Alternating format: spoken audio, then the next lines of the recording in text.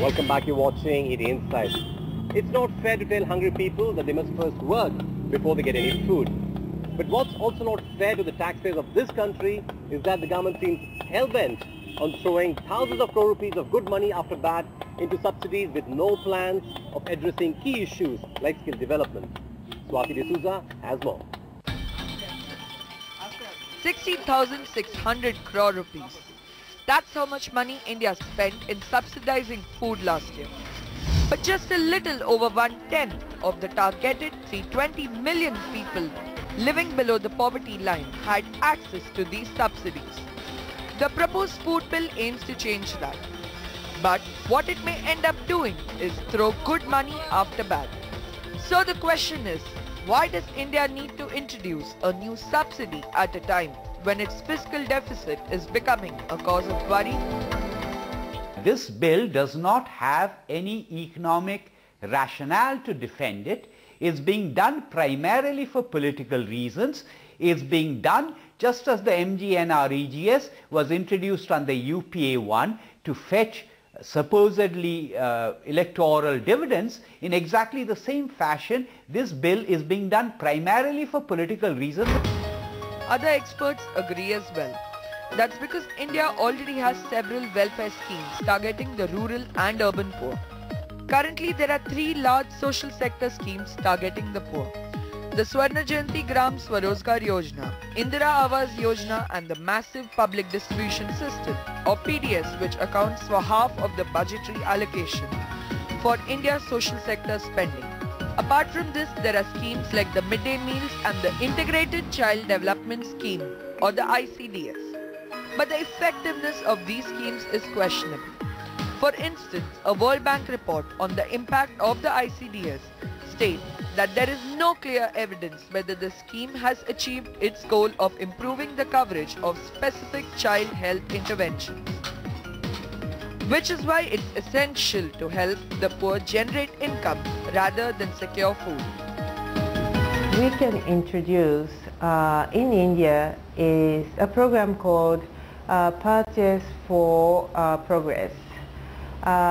This means that we empower smallholder farmers to produce more food products, and the surplus food product could be utilized for public distribution. So, how could India have made food security a win-win situation for the economy as well as those living in abject poverty? Well, by looking back and learning from a scheme that has struck the right balance between welfare and productivity. We are talking about the National Rural Employment Guarantee Act or NREGA, which guarantees 100 days of employment to one member of each rural household. In the past 3 years, NREGA has transformed the rural economy by providing employment to 3.4 million households. It has given much needed financial stability to farmers during off-seasons and increased overall wage levels, and simultaneously ensured the creation of productive assets for the economy. In the case of NREGA, I guess there is an employment in return for the payment. In the case of food, I think it is a subsidized food. So while it is an entitlement, I think there is also a sense that there is something in return that is to be done in order to get this entitlement. With a budgeted spending of more than 40,000 crore rupees for the current fiscal, NREGA is already one of the largest social welfare schemes. Therefore, it makes sense for the government to fortify a program that has proved to be a success rather than launch yet another one. The Mahatma Gandhi Rural Employment Scheme should be strengthened rather than the giving food at a very subsidized rate. So MNREGA should be linked with several development programs where you can create productive assets. So on one hand you empower people, you empower poor people, and on the same time you are creating the public assets in the rural areas.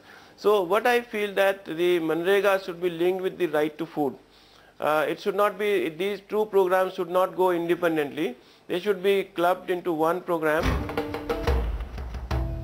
For those who can't digest that, there's another alternative to ensuring food for all. A livelihood security scheme that encourages self-employment. Giving a dole, really you are not encouraging the enterprise. I mean, which a growing economy need to do. You are sort of discouraging the enterprise and you are feeding them. Discouraging enterprise is a bad idea for a country that is dependent on small and medium enterprises to keep its economic engine humming. Because apart from generating self-employment, India also needs to develop a strong workforce. That's because there's an acute shortage of skilled and unskilled labor in our country. Skill development is important because it's the best long-term solution to poverty alleviation. That is a big question, whether there is an imbalance that is being created in terms of productive investments and the welfare oriented schemes, and whether it is teaching the skills to the poor, how to catch the fish, or whether it is keep on feeding them with the fish. Indeed, subsidies only provide temporary relief. They are never really a long-term solution to any problem. So the government needs to seriously rethink and restructure the form and content of the food bill, which will be tabled in Parliament soon.